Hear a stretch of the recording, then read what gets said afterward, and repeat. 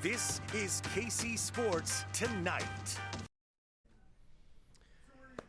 And here we are, about a couple of minutes late, fixing a small technical glitch, but better late than never. Give us a break. It's Friday. It's Friday. Scott Reiss, Marleah Campbell, KC Sports Tonight, streaming edition. Thanks for joining us on the app or Facebook or YouTube or wherever it is you enjoy our smiling faces on a Friday happy hour. Do we have open bar here? I don't think so. No, I see. Oh, well. Oh, that's the assignment desk. There was an ice cream truck here earlier. There was, which actually Not a joke. Not a joke. So yeah, I guess we'll take that.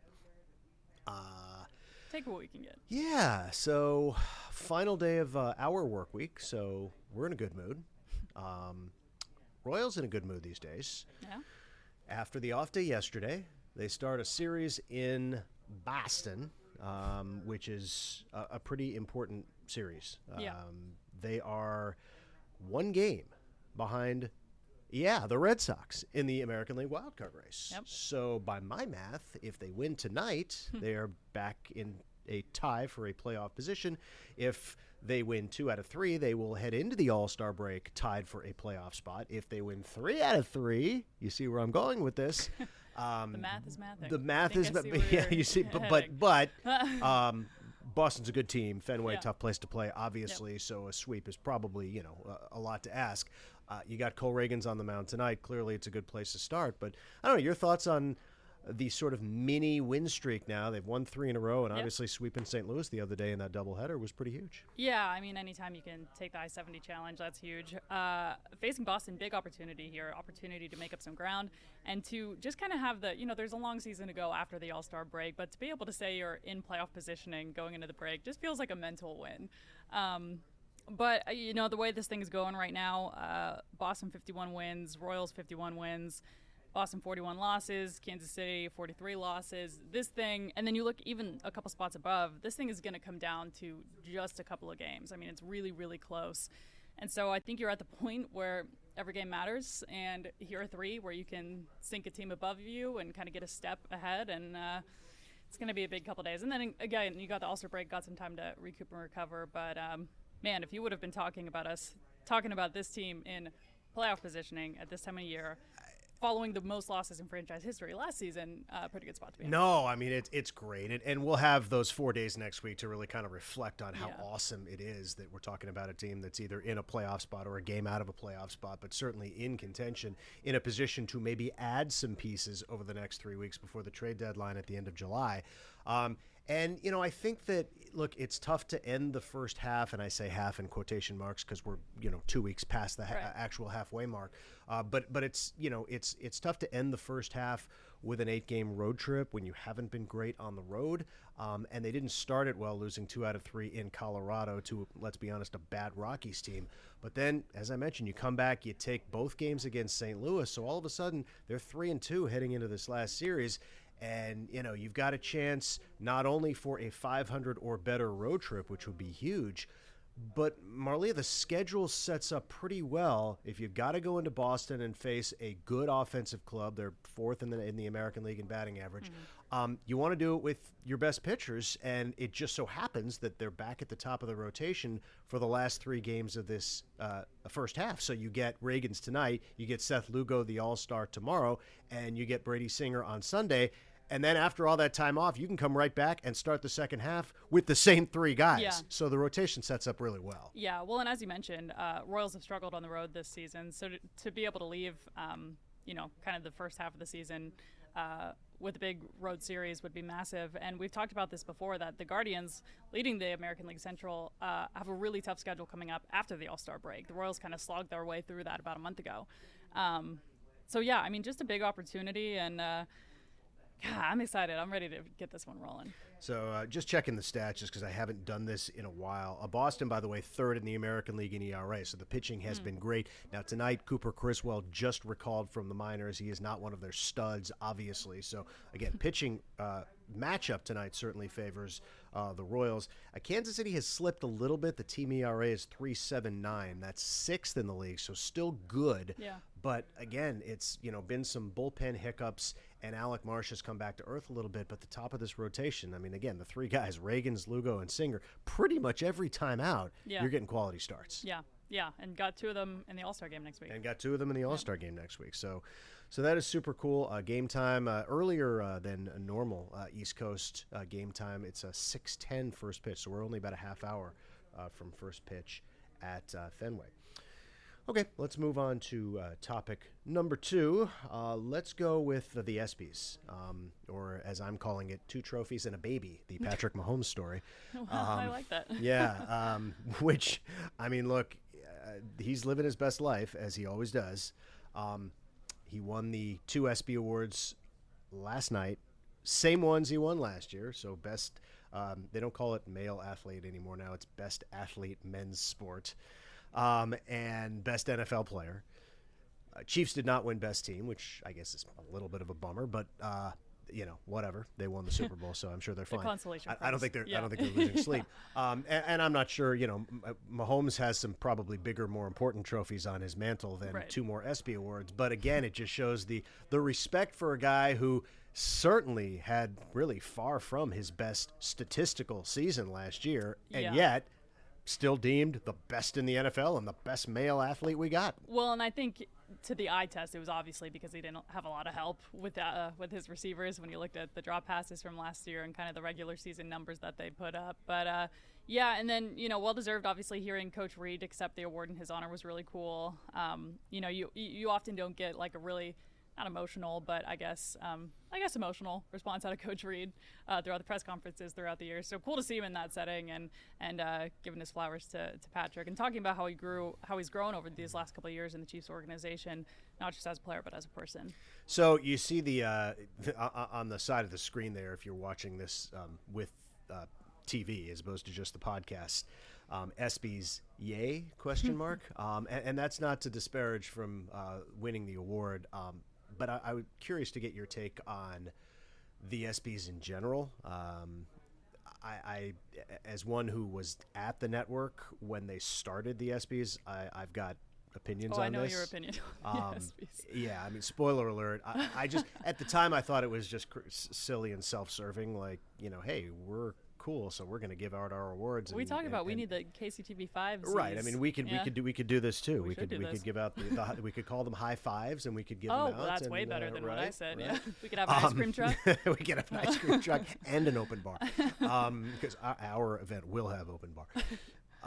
But it has, even the broadcast itself to me has, I don't know, I'm going to say evolved over the years, but I think if there's one thing that maybe people do care who ESPN deems as the best football player, the best basketball player, the best team, the best male, the best female athlete, that's fine.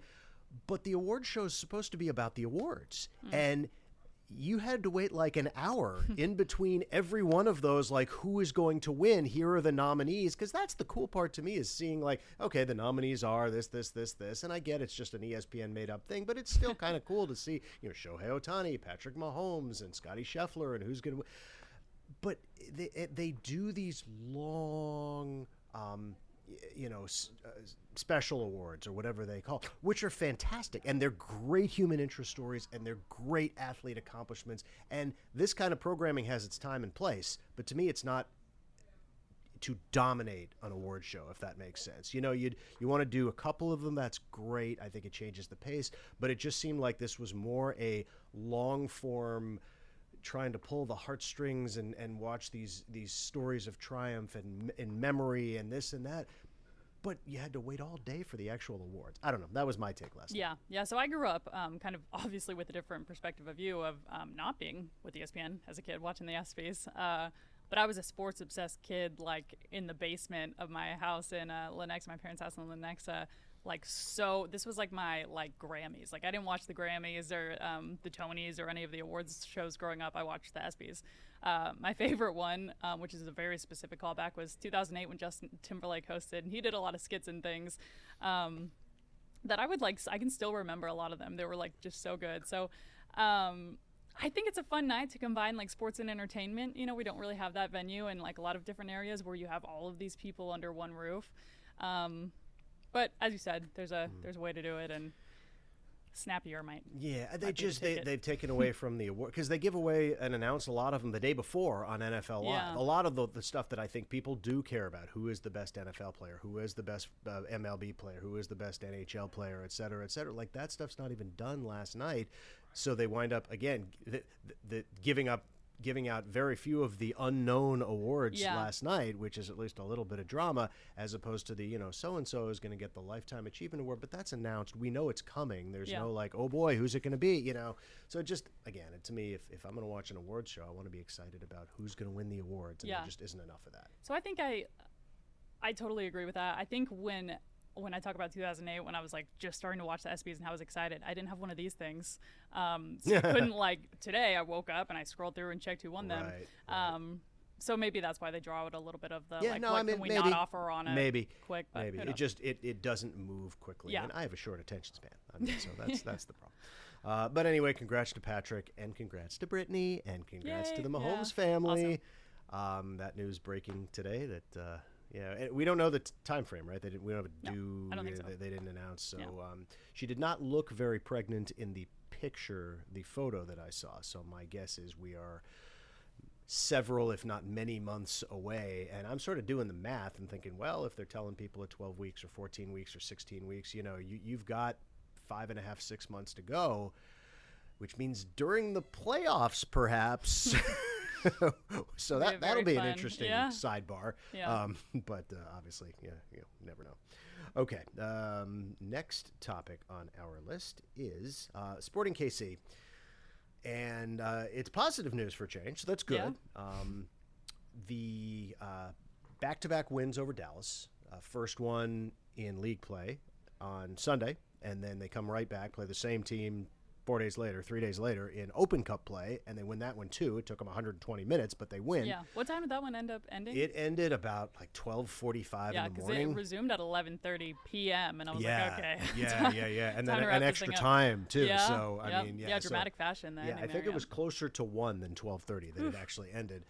Props to folks who stayed out at Children's Mercy Park. Yes, props to through the rain, the weather delay and everything else on a Wednesday night. You are the diehards. Yeah, seriously. I wish I had known because I was on a plane and I figured, well, I'm going to miss the game, so I didn't even give it a thought. I figured I'd check Thursday morning, and then I could have watched it when I got home. Yeah, It's literally. just still on at midnight.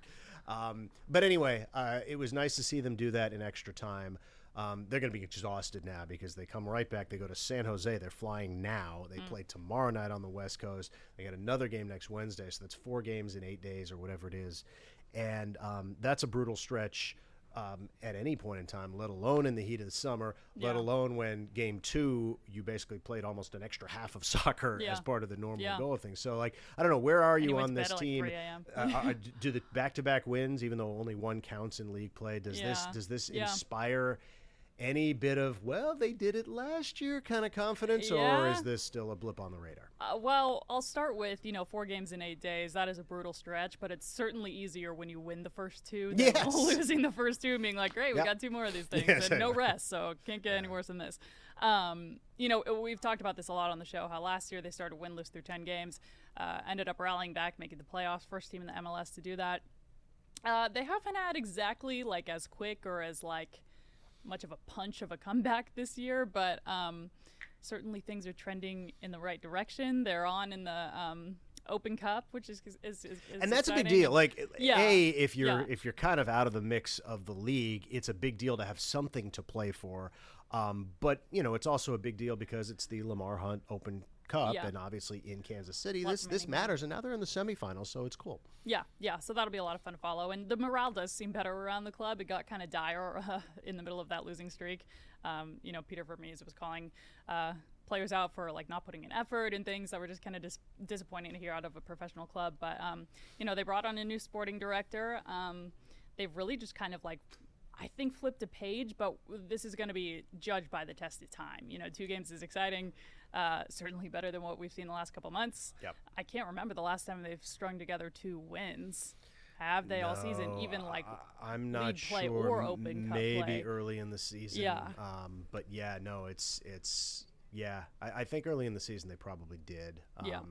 Because they didn't get off to a wretched Months start. ago, though. Yeah. It was like month 2 when everything started to really kind of go into a tailspin. But yeah. But yeah, no. Winning tomorrow night again. You got to go to the West Coast late night game. It's 9:30 Kansas City time, so body clock issues and that whole thing. And of course, then again they were playing until 1 a.m. the other day. So. But anyway, it would be great. Look, let's put a pin in this and come back next week. And if they win both of those games, then okay, well now that's a legit win streak, yeah. and maybe who knows, maybe Lightning does strike twice. So we'll see.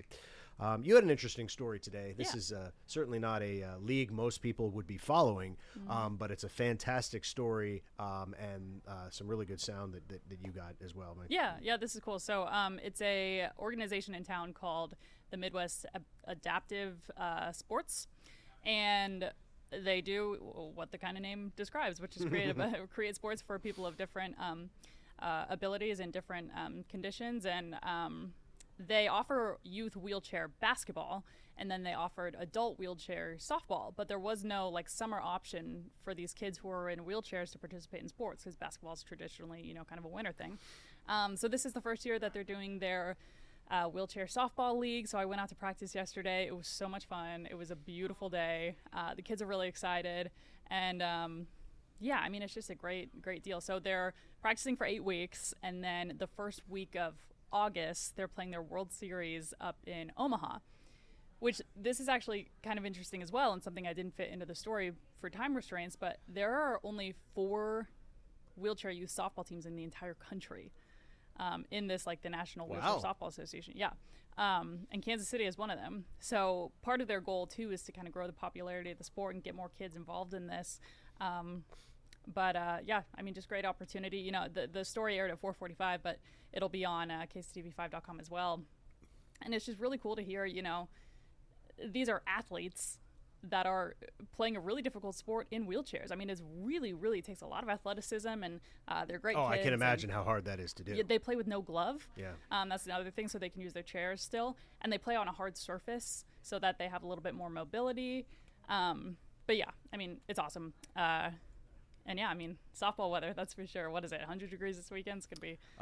It is, I was looking up because they had the 7-day forecast up there before, but no, it's going to be mid-90s the next couple days, then high 90s for the couple after that before it cools down again. So, yeah. Baseball and softball weather. Yeah, well, welcome to Kansas City. But this is cool. This is what I love about Kansas City, too, is we're really good about, kind of different inclusive sports options across the metro, and certainly Midwest Adaptive Sports is a big part of that. Yeah, and you know what? As one who just came back from 120-degree Las Vegas, hey, 95 doesn't sound so bad. Yeah, seriously, it's a cool off for you. Mm-hmm. Yes, indeed. And the ice cream truck was here. Ice cream truck was here. There's that. So, all right, we brought it full circle. Once again, the TV version of KC Sports Tonight in its customary home tomorrow night and Sunday night at 10:30 with our friend Jared Kohler. Anything else to share with the people? I'm trying to think. I don't think so. I mean, we got, rookies and quarterbacks report on Tuesday, and then we're full speed ahead into this thing for training camp. This is all, including this show, it's all going to look very, very different starting on Tuesday. Home Run Derby Monday, so that'll be fun with Bobby Witt Jr. And then Tuesday, game on. And I guess I'll add this before we go. It occurred to me that once training camp starts, there is no break. I mean, then we go full speed. Yeah, no, kind of by definition. It's wild. It's wild. Yeah. I can't believe it's here already. No, it's here. I mean, it's a couple weeks of camp, and then you get to the first preseason game, and then you got 3 of those, and then it's one more week off, and it's go time. So we're soon enough, man. We're going to be talking about week 1 of the NFL season, and crazy to think. But anyway, point of note, I guess we're going to be talking a lot of training camp on this platform. So I know not a lot of folks make it out to St. Joe every single day. We do, so... Well, and that's actually a good point. It's probably worth promoting, and we'll do that a lot more next week. But we will have, starting a week from Monday with the full... Sunday. Yep. Well, no, camp starts a week from Sunday, but starting a week from Monday on the weekdays during training camp, we will have an insane amount of streaming coverage. I mean... orders of magnitude more than we've ever had before. We'll have not only the press conferences, but we'll be hosting the press conferences. So we'll have a ton of streaming content really during the day from training camp. So it's going to be a very different feel for all of us. So anyway, looking forward to that. And we're looking forward to the weekend. Yay us. All right, thanks for checking out KC Sports Tonight. I'll see you at 6 o'clock on the TV side.